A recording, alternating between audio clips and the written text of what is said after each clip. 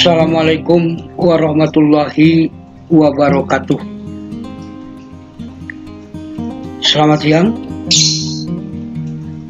Salam sukses luar biasa. Baik, pada siang ini kita akan bahas bagaimana kita menjalani kehidupan, tentunya kehidupan yang baik, kehidupan yang sejahtera, baik lahir maupun batin, dengan penghidupan yang optimal, yang maksimal. Nah, untuk itu kita akan bahas terlebih dahulu 3 konsep. Yang pertama hidup, yang kedua kehidupan, dan yang ketiga penghidupan. Kita lahir ke dunia atas kuasa Allah, atas kudrat dan iradat Allah, melalui kedua orang tua. Terjadi pembuahan, sel telur dibuahi oleh sperma, menghasilkan zigot. Kemudian zigot tumbuh menjadi janin, berkembang, akhirnya setelah 9 bulan di dalam kandungan, lahirlah kita ke dunia. Nah, itu hidup. Jadi kita mempunyai daya hidup. Tentu hidup tidak hanya hidup, tapi harus punya kehidupan. Begitu lahir ke dunia, hidup. Kita tidak punya apa-apa.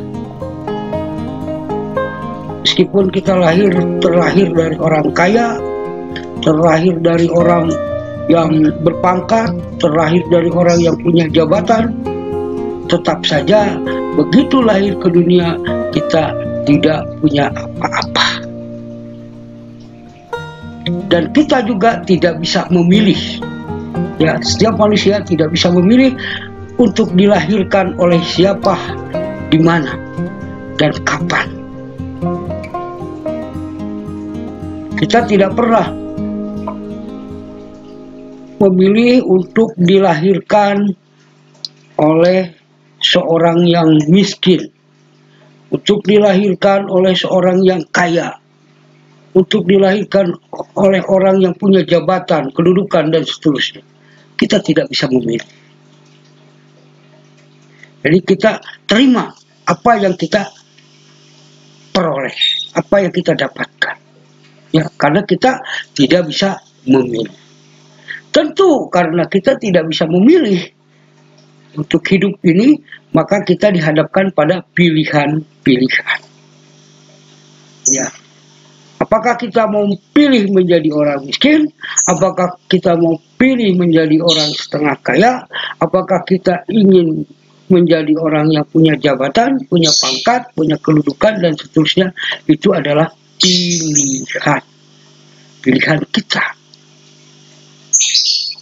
Tentu kalau yang namanya pilihan, sebelum sampai pada pilihan yang terbaik,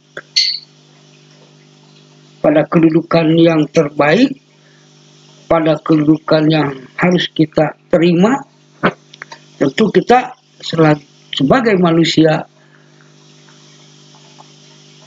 diwajibkan untuk ikhtiar. Ya. Setelah kita berikhtiar, tentu dengan berbagai upaya, dengan berbagai cara, dengan berbagai langkah yang harus dilakukan, ya, akhirnya kita menemukan jati diri kita, menemukan keberadaan kita, ya, pada usia berapa, mendapatkan kedudukan yang terbaik, itu adalah hasil dari ikhtiar atau dari jerih payah kita.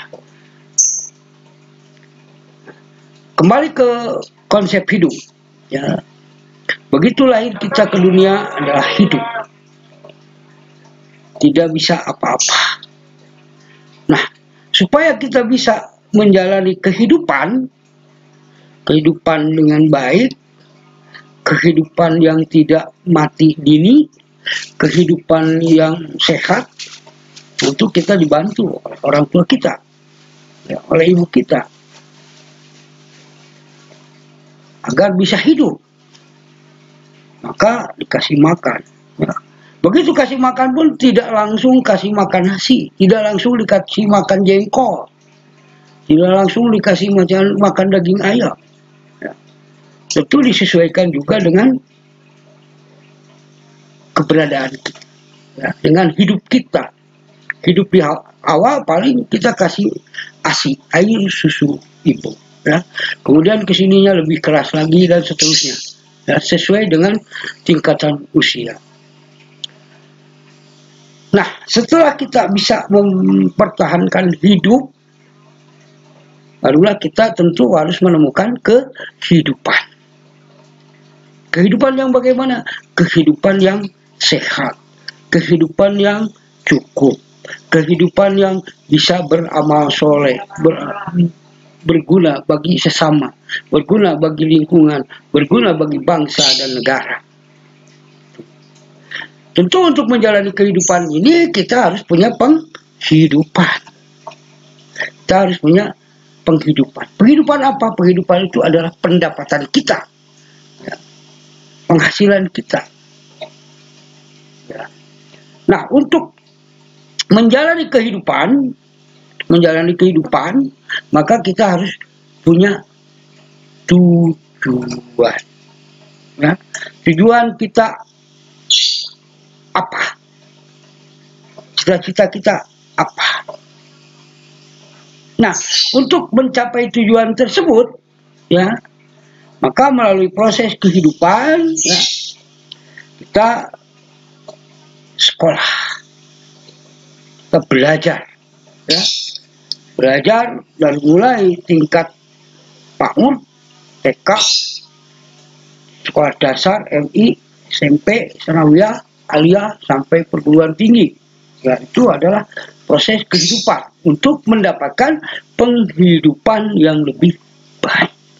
Nah, tentu pada kehidupan ini, dalam menjalani kehidupan ini, kita harus punya tadi tujuan. Nah, untuk bisa punya tujuan yang jelas, yang tepat,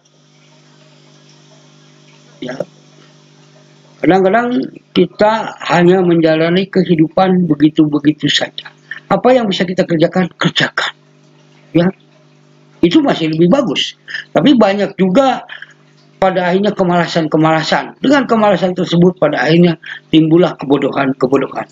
Dari kebodohan-kebodohan akhirnya apa yang terjadi? Kemiskinan, kemelaratan, kesengsaraan. Karena apa? Karena bodoh. Maka kita menjalani kehidupan belajar.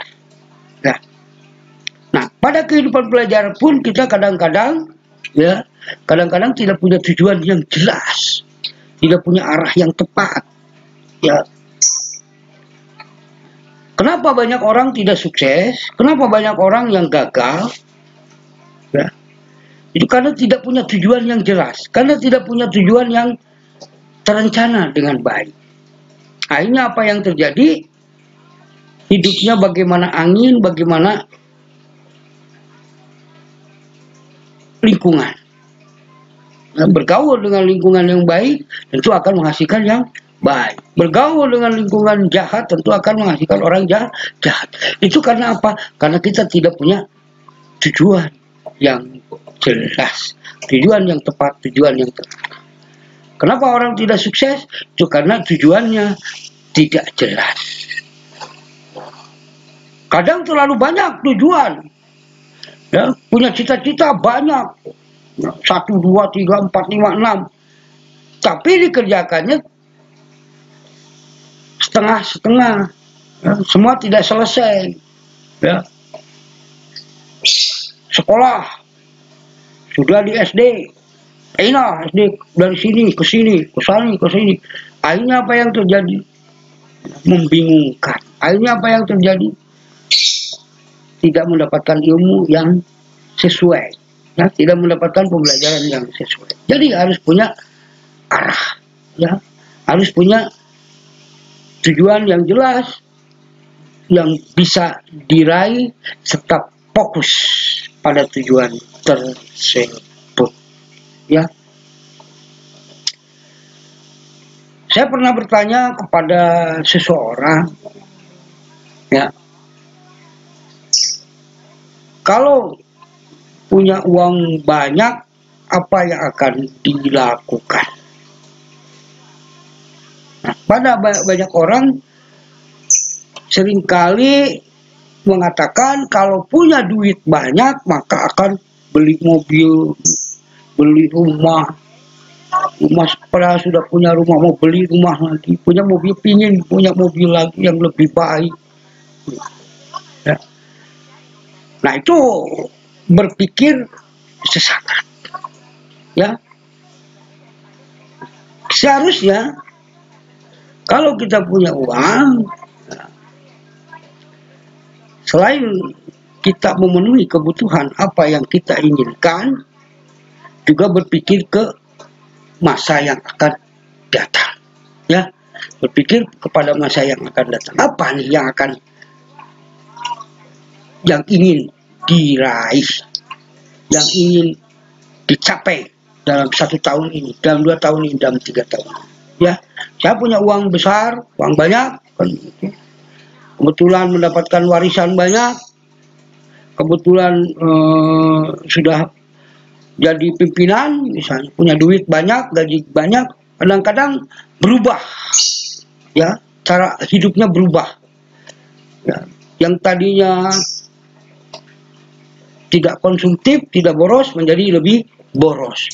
Yang tadinya tidak suka berhutang, menjadi berhutang karena mengikuti gaya hidup. Padahal yang seharusnya kita mempunyai uang banyak, bagaimana uang tersebut tidak dihabiskan semuanya, ya. Jadi misalnya kita punya uang 10 juta, ya, punya uang 10 juta, ternyata dari uang 10 juta itu yang bisa kita penuhi untuk kebutuhan kita, misalnya untuk bayar utang, misalnya kalau kita punya utang, ya, ternyata cukup dengan 4 juta saja. Ya, kita keluarkan 4 juta. Jangan karena kita punya uang 10 juta, ya, akhirnya apa yang terjadi? Kita keluarkan semuanya. Tidak berpikir ke yang akan datang. Itu yang selalu terjadi, ya. Nah, kemudian bagaimana uang tersebut, ya, habis tapi juga menghasilkan. Jadi uang bekerja untuk kita. Nah, maka di situ sebaiknya kita mempunyai uang adalah berinvestasi, ya. Nah, ini yang membedakan orang miskin dengan orang kaya. Kalau orang kaya itu punya uang akan selalu berpikir bagaimana memberdayakan uang. Tapi kalau orang miskin begitu punya uang, bagaimana menghabiskan uang itu untuk pemenuhan kebutuhan. Nah, itu. Pada akhirnya uang berapapun besarnya habis. Setelah itu mencari uang kembali. Begitu kita mempunyai uang, bagaimana uang tersebut bisa diberdayakan, ya, diinvestasikan, misalnya membuat unit usaha, membuat rumah sewaan, ya, atau membeli tanah yang pada akhirnya, ya, nilai uang tersebut akan selalu bertambah dari waktu ke waktu, ya. Hari ini kita punya uang 1 juta dibelikan tanah, pada akhirnya kita mempunyai uang menjadi 5 juta, 10 juta dan seterusnya. Karena apa? Karena tanah akan berubah terhadap waktu. Ya, semakin lama akan semakin tinggi nilai. Nah itu, bagaimana kita menjalani kehidupan ini ya dengan proses pembelajaran, ya, terbuka wawasan kita sehingga pada akhirnya mendapatkan penghidupan yang layak. Ya. Nah di dunia ini tidak ada ya, satu profesi, tidak ada satu kedudukan yang aman. Semuanya tidak aman. Ya. Wah, saya sudah aman nih karena sudah jadi menteri. Yo, masih tidak aman. Kenapa? Karena ganti presiden pasti ganti menteri. Ya. Saya udah aman nih, sudah punya perusahaan, laku. Ya bisa saja tiba-tiba perusahaan tersebut dilikuidasi, ya, dibubarkan. Karena apa? Karena misalnya tidak sesuai dengan aturan pemerintah, karena regulasi dan seterusnya. Ya. Maka oleh karena itu kita harus punya tujuan hidup. Dengan tujuan hidup maka kita mempunyai kehidupan yang lebih baik. Kehidupan yang lebih baik diarahkan untuk mendapatkan penghidupan yang lebih baik, lebih baik, lebih baik lagi. Ya. Dengan penghidupan yang lebih baik tentu kita akan melangkah dengan baik, melangkah dengan optimis, ya, dengan menata kehidupan karena kita selalu punya tujuan, punya cita-cita yang jelas, yang fokus, ya, yang selalu menjadi pedoman kita dalam melangkah tersebut, dalam menjalani kehidupan tersebut. Ya, itu setelah kita punya tujuan, kemudian langkah yang selanjutnya, ya, setelah kita punya tujuan, bagaimana kita menjalani kehidupan ini? Tentu kita harus punya perencanaan. Tujuan maka kita buatkan perencanaan. Perencanaan itu ada yang tertulis dan ada yang tidak tertulis. Tapi paling tidak kita harus punya mindset, kita harus punya perencanaan dalam otak kita, dalam pikiran kita, ya, bahwa hari ini, bulan ini, tahun ini akan begini, begini, begini. Dengan target seperti ini, seperti ini, seperti ini. Dan itu kita menjadi fokus. Ya, kita fokus ke situ, maka tentu akan berhasil. Ya. Tujuan, kemudian perencanaan dan laksanakan. Ya. Kalau tidak dilaksanakan, semuanya akan nonsen, semuanya tidak berarti apa-apa. Ya, yang butuh adalah tindakan. Ya, bukan teori, bukan kata-kata. Yang penting adalah tindakan. Ya, banyak orang gagal. Ya, banyak orang gagal itu karena apa? Karena tadi, ya, tidak ada tindakan. Karena tidak berbuat. Setelah misalnya kita belum berhasil, coba.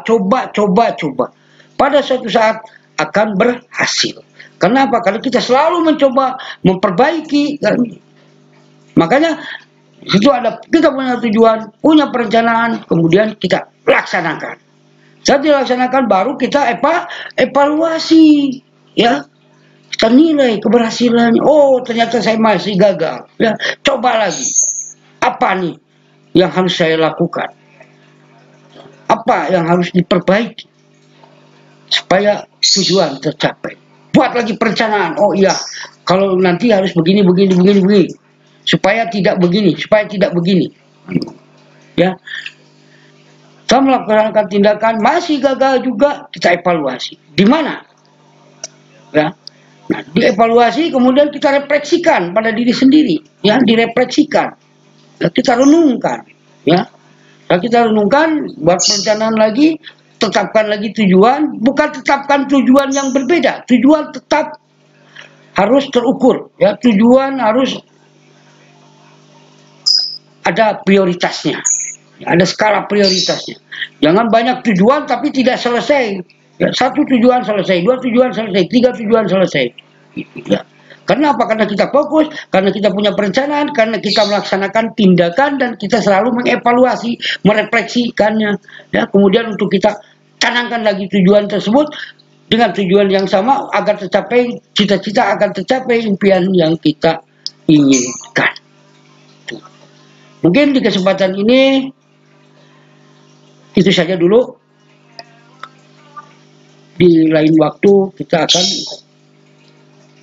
fokus ya, bagaimana meraih tujuan, meraih cita-cita, ya, meraih impian dengan keterbatasan, dengan kekurangan yang kita miliki.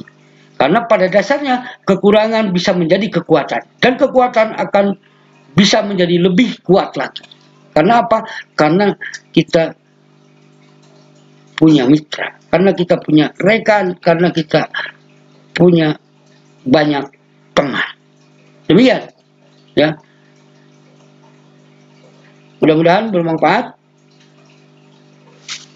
Wallahu muwaffiq ila aqwamit thoriq. Wassalamualaikum warahmatullahi wabarakatuh.